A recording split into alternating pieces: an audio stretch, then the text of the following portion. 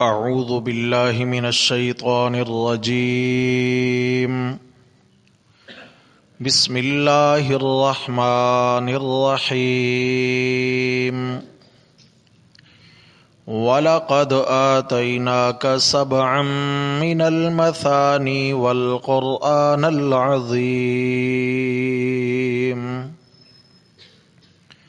وَلَقَدْ آتَيْنَاكَ اور البتہ تحقیق ہم نے آپ کو دی ہیں سبعا من المثانی 7 آیتیں بار بار دہرائی جانے والی والقرآن العظیم اور قرآن عظمت والا صدق اللہ ومن اصدق من اللہ قیلا اللہم صل علی سیدنا و مولانا محمد وعلی آل سیدنا و مولانا محمد وبارک وسلم علیہ۔ حضرات محترم، درس قرآن مقدس کے سلسلہ میں سورۃ الفاتحہ کے مبارک اسماء اور اس کی صفات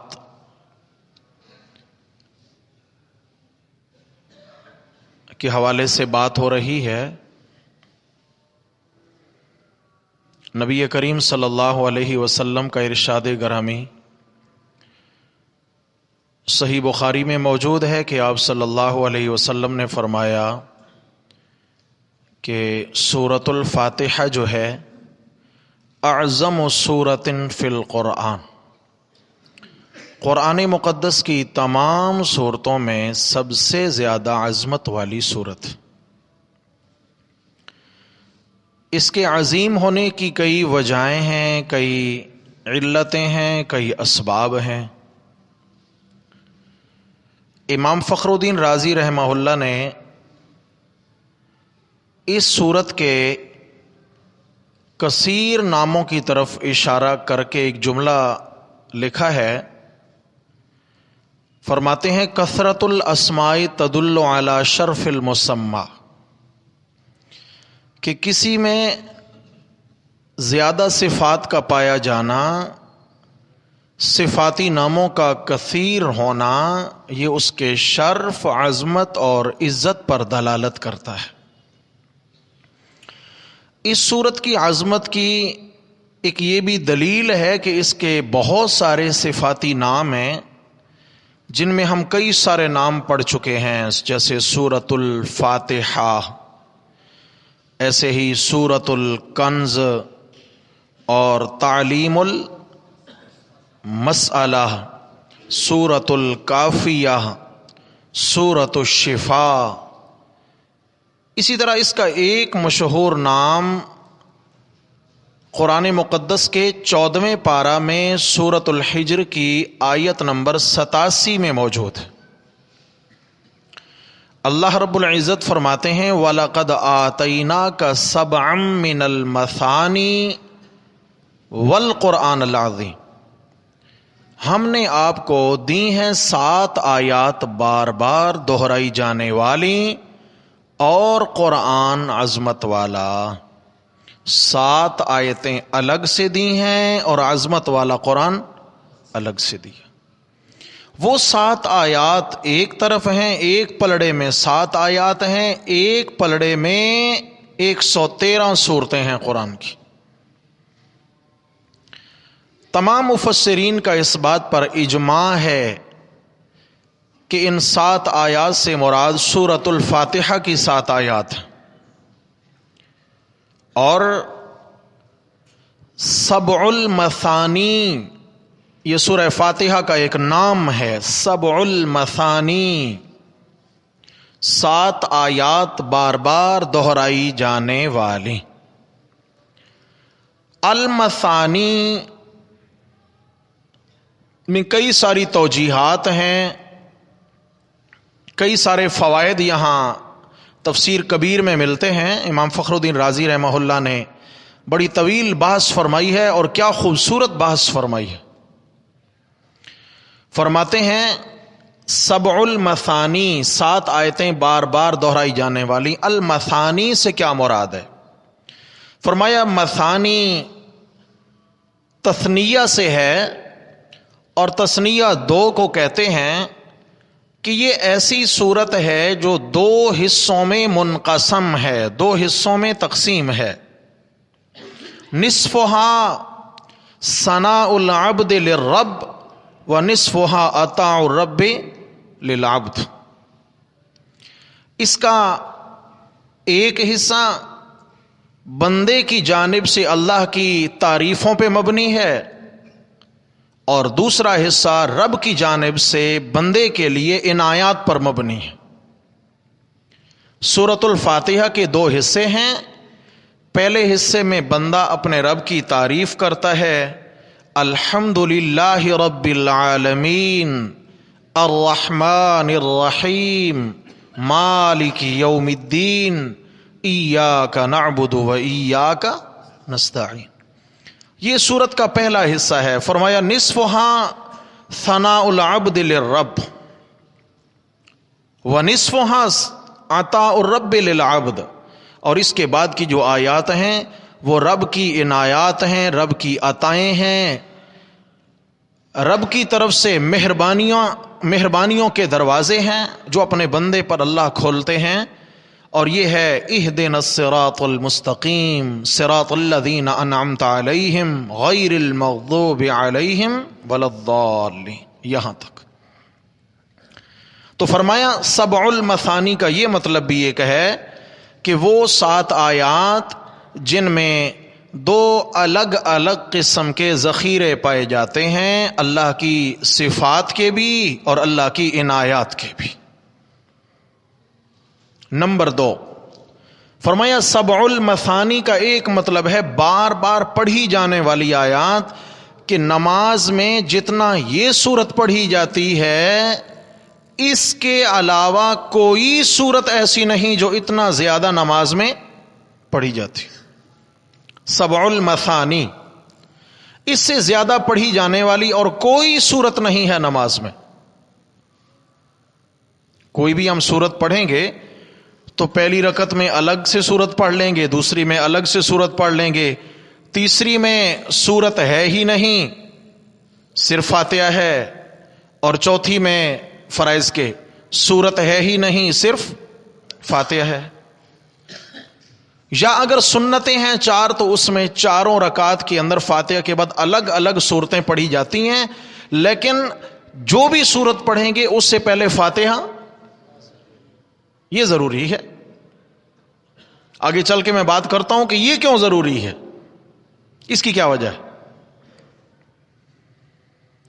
تو فرمایا سبع المثانی، بار بار پڑھی جانے والی 7 آیات۔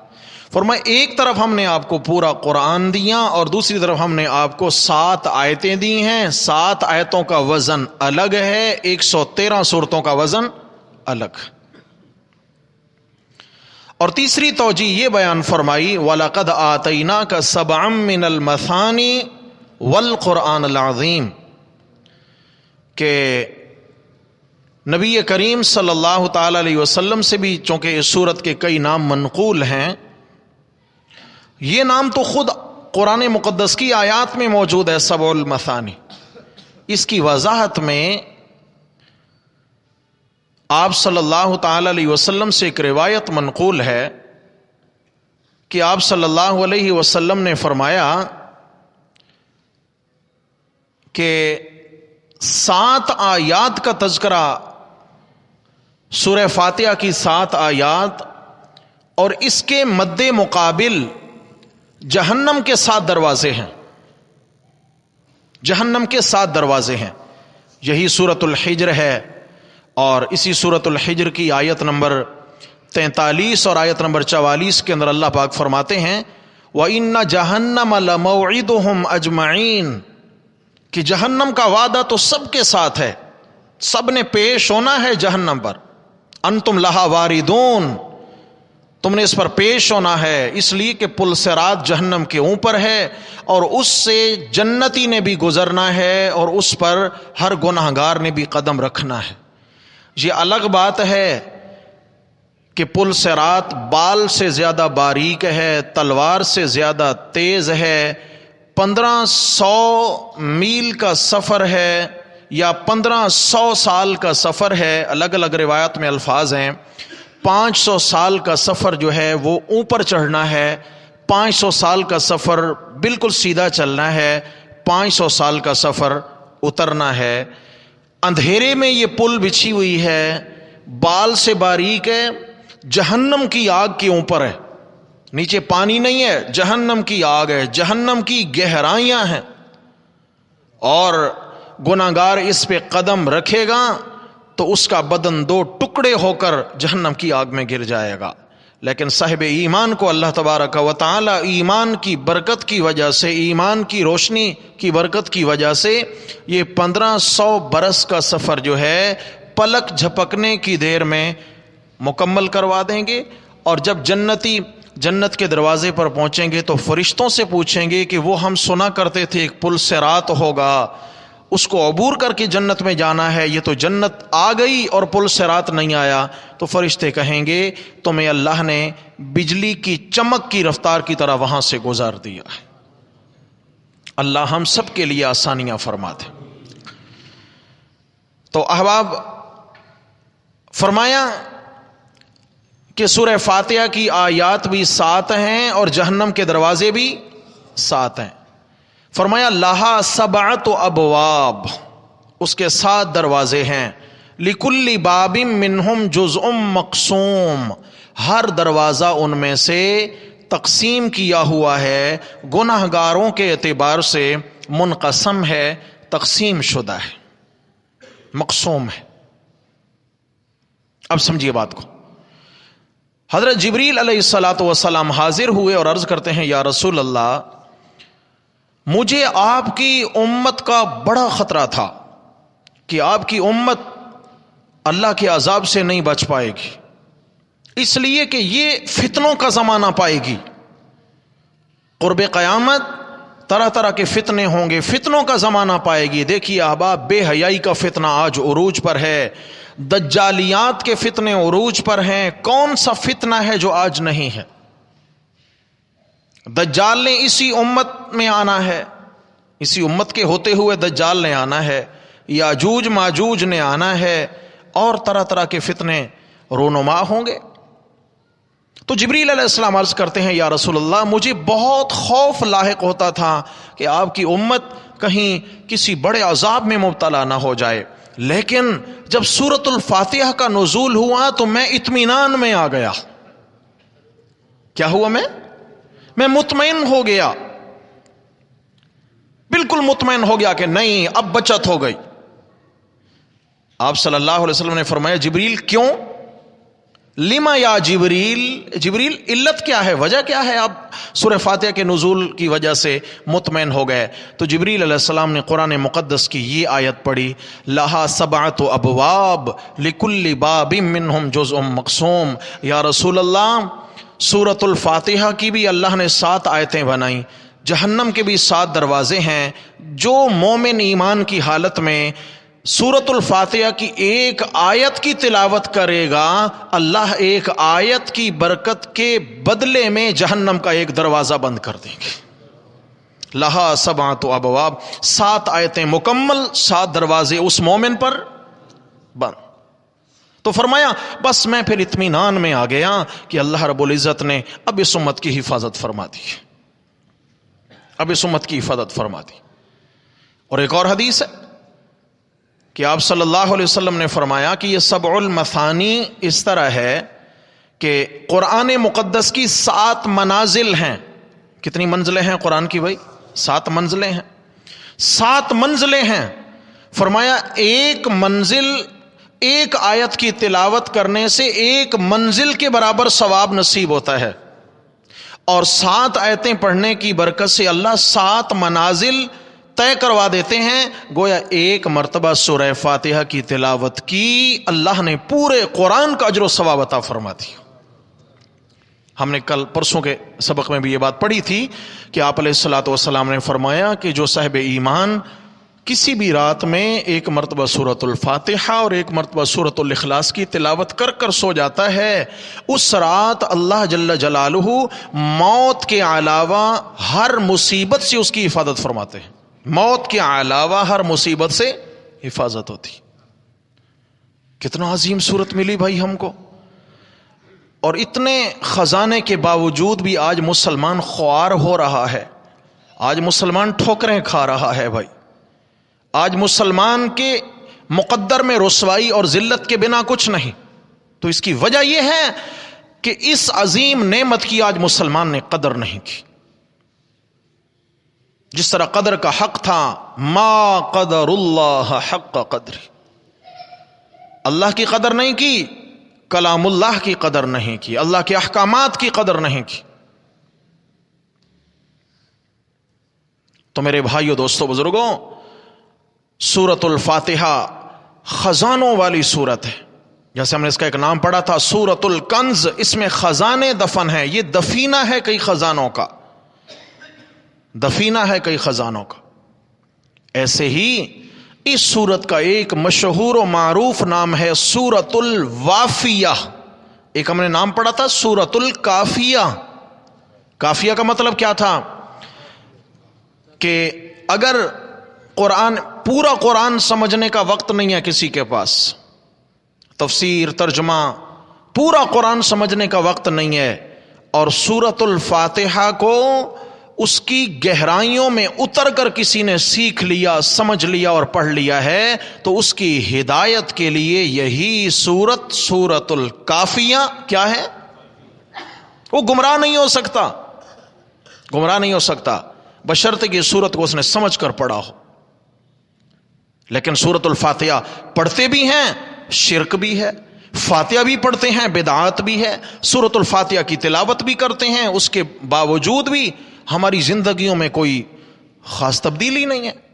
وجہ یہ ہے کہ میرے بھائی، جو سورہ فاتحہ کا مقام تھا اس مقام سے ہم نے اس کو ہٹا دیا ہے۔ اس کا مقام کیا تھا؟ اس سورت سے ہدایت حاصل کی جاتی، ہم نے جمعرات کو کھانے میں پڑھ کر روحوں کو دیا ہے کہ جناب کیا ہے جی، یہ کھانے میں پڑھی جانے والی سورت، یہ مردوں کے لیے آئی ہے، گویا زندوں کا اس سے کوئی تعلق نہیں ہے، یہ مردوں والی سورت۔ اس بات سے کوئی انکار نہیں کہ اس کے پڑھنے سے ایصال ثواب ہوتا ہے۔ کثرت سے پڑھ کر اس سورت کو مرحومین اور مرحومات کو ایصال ثواب کیا جائے، تلاوت کریں، کثرت سے پڑھیں اور یوں ایصال ثواب کرنا ہے، یا اللہ میں نے جو کچھ نیک عمل کیا اس کو میرے حق میں قبول فرما کر مجھے اس کا اجر عظیم عطا فرمائیں، اور جتنے ایمان والے مرد اور ایمان والی خواتین آج تک دنیا سے رخصت ہو گئے، بالخصوص میرے والدین یا فلاں یا فلاں یا فلاں، یا اللہ ان سب کی روحوں کو اس کا ایصال ثواب فرما دیں۔ اللہ تبارک و تعالی ہر کو پورا اجر عطا فرمائیں گے، اور کسی کے ثواب میں ذرا بھر کمی نہیں آئے گی۔ ایصال ثواب کریں بھائی، کس نے منع کیا؟ بلکہ ضرور کریں، ضرور کریں، جو بھی عمل ہو ضرور کریں، بخل نہ ہو۔ اپنے لیے فائدہ چاہنا ہے تو تمام مومنین اور مومنات کے لیے فائدے کی نیت کر لیں۔ اللہ کے ہاں ایسے خزانے نہیں ہیں جن میں کوئی کمی واقع ہو، دینے والا اللہ ہے، ہمیں مانگنے میں کیا حرج ہے بھائی؟ ہم نے خود تو نہیں دینا، دینے والا اللہ ہے، سفارش کرنے میں کوئی حرج نہیں ہے۔ تو عرض کر رہا تھا اس کا ایک نام تھا سورۃ الکافیہ، جو ہم پڑھ چکے، کافیہ۔ اس کا ایک مشہور نام ہے سورۃ الوافیہ۔ شاہ بھائی بولیے کیا نام ہے جی، یاد کیجئے، سورۃ الوافیہ۔ وافیہ، وافیہ کا معنی پوری، کیا معنی ہے؟ مکمل، وافیہ یعنی اس میں کمی کی گنجائش نہیں ہے۔ کیا مطلب؟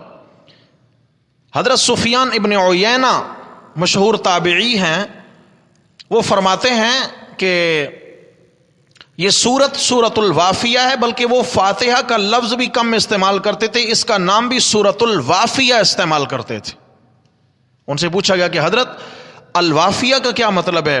تو فرمایا کہ اس میں تنصیف جائز نہیں، تنصیف نصف کرنا، آدھا کرنا، کیونکہ یہ وافیہ ہے، پوری ہے، اس میں تنصیف نصف کرنا، آدھا کرنا یہ جائز۔ کیا مطلب ہے؟ کوئی بھی صورت ہے، اس کو آدھا ہم ایک رکعت میں پڑھ لیں اور آدھا دوسری رکعت میں پڑھ لیں تو نماز ہو جائے گی نہیں ہو جائے گی؟ ہو جائے گی۔ سمجھ آ گئی ہے؟ کوئی بھی صورت ہے، ایک بڑی آیت یا 3 چھوٹی آیات پہلی رکعت میں آ جائیں اور 3 چھوٹی آیات دوسری رکعت میں آ جائیں تو نماز ہو جائے گی۔ لیکن اگر کوئی اس صورت کو آدھا، حالانکہ اس کی تو 7 آیات ہیں، کوئی ان کو آدھا کر کے آدھا پہلی رکعت میں آدھا دوسری رکعت میں کرنا چاہے تو یہ سورت الوافیہ ہے، اس کی تنصیف، اس کو نصف کرنا جائز نہیں ہے۔ یہ اس کا ایک کمال ہے، اس کا ایک مقام ہے کہ جس طرح یہ نازل ہوئی اسی طرح اس کو مکمل پڑھنا نماز میں کیا ہے؟ لازم اور ضروری ہے، لازم ہے، اور ہر رکعت میں لازم ہے، ہر رکعت میں مطلب پڑھی جاتی ہے۔ یہ اور بات ہے کہ کسی میں جو ہے رکعت میں یہ واجب ہے اور کسی میں جو ہے پھر یہ سنت ہے، لیکن بہرحال وظیفہ تو یہ ہر رکعت کا ہے۔ سورۃ الوافیہ، اور سورۃ الوافیہ کا ایک اور بھی مطلب ہے کہ یہ کسی دوسری سورت کا قائم مقام تو بن سکتی ہے، متبادل بن سکتی ہے، اس کا متبادل کوئی سورت ہی قرآن میں نہیں جو نماز میں اس کا متبادل بن جائے۔ نہیں سمجھے بات کو؟ نماز میں ثنا پڑھی، تعوذ، تسمیہ پڑھا، اور اس کے بعد جی چاہا کہ آج فاتحہ نہیں پڑھتے، آج میں آیت الکرسی پڑھوں گا۔ بھائی بڑی عظمت والی آیت ہے، پورے قرآن کی آیات میں عظمت والی آیت ہے، من حیث الآیت جو ہے وہ زیادہ عظیم ہے، آج میں وہ پڑھتا ہوں، نماز ہو جائے گی؟ ہاں۔ لیکن اگر کسی نے فاتحہ پڑھی اور فاتحہ کے بعد اس کو اور کوئی صورت نہیں آتی ہے، اس کے بعد کہتا ہے کہ میں پھر فاتحہ پڑھ لوں، تو نماز ہو جائے گی۔ کیا ہے نماز؟ اس لیے کہ فاتحہ دوسری صورتوں کا متبادل بن سکتی ہے، اس کا متبادل پورے قرآن میں کوئی نہیں ہے۔ سورۃ الوافیہ، تو میرے بھائی یہ عظیم صورت ہے، عظیم صورت ہے۔ اس کے پڑھنے سے پہلے اس کے مبارک ناموں کو سمجھنا ہم سب کے لیے ضروری ہے، کیونکہ یہ اس کی صفات ہیں، اور جب ہم صفات کو پڑھیں گے اس صورت کی عظمت ہمارے دل میں آئے گی۔ جب عظمت دل میں آ جائے گی اس کا تعلق نصیب ہو جائے گا انشاءاللہ۔ تعلق نصیب ہوگا تو اس کے مطابق زندگی گزارنا آسان ہو جائے گی انشاءاللہ۔ سارے احباب انشاءاللہ کوشش فرمائیں گے۔ آج کے سبق میں کون کون سے نام پڑھے؟ سبع المثانی، سبع المثانی، 7 بار بار دہرائی جانے والی آیات۔ نمبر 2 سورۃ الوافیہ۔ اللہ تبارک و تعالی ہم سب کو عمل کی توفیق عطا فرمائے۔